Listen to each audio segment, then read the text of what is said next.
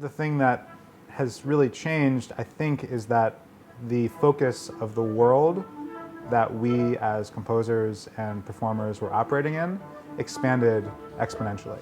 It's wide in terms of the conversations about music in different communities.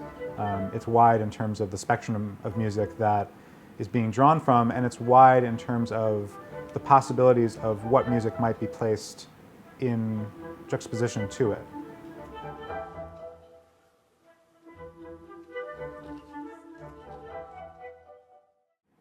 You know, it's not like there was ever a moment when anybody said, we accept the challenge of going out into the broader world of music. It was more like we recognized, a lot of us kind of at once, that we wanted to be part of that larger conversation, that we didn't get into music in the first place because we were really attracted to the isolated world of contemporary classical music. We got into music because we had something that we wanted to say. And then upon becoming, relatively good at saying it, we wanted that to be part of the broader conversation that included music from outside of the classical tradition. And simply reflected what we listened to, not just as performers or composers, but as fans of music in the world generally.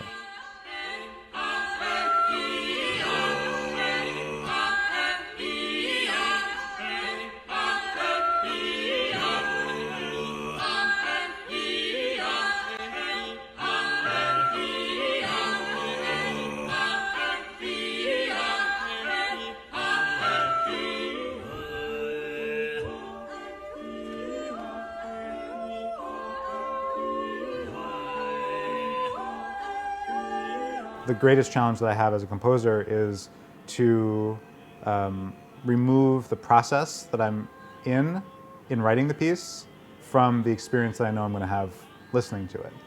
And that's something that I think I've gotten better at as I've written more music, but it still is absolutely the number one challenge, because you know all the things that you didn't do, and you know all the tricks you didn't pull, and you know all the things that you brought in and then decided to take away.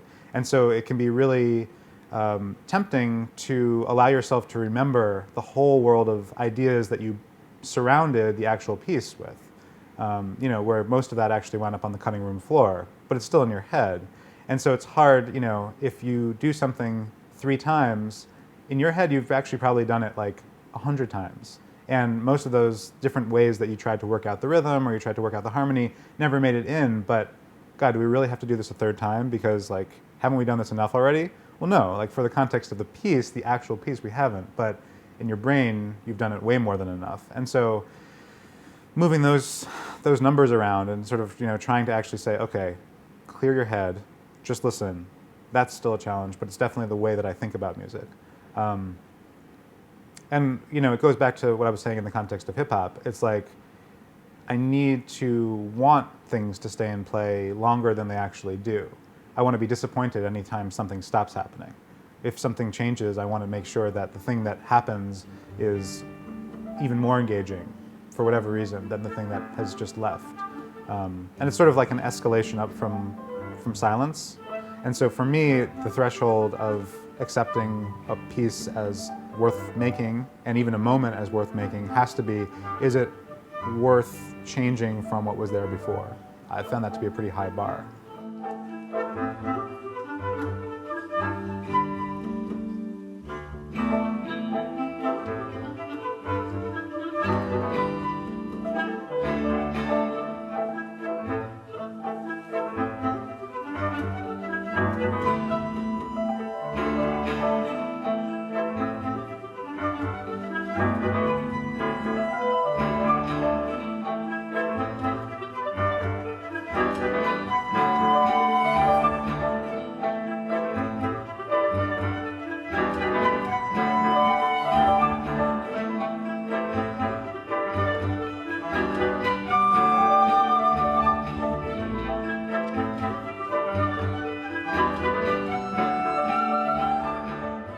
I think the notion of challenging art has really been cheapened.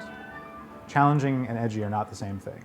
Edgy is usually a catchword for some kind of musical or other artistic feature, whatever it may be in a given place or time. But when people go to a show, and they're expecting something edgy and they get something edgy, that's not actually a challenge.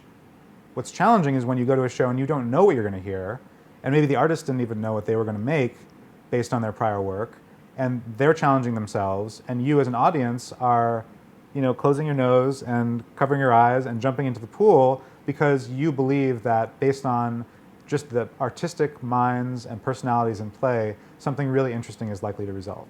And the best composers I think are the people who constantly approach their scores with as much of that as possible.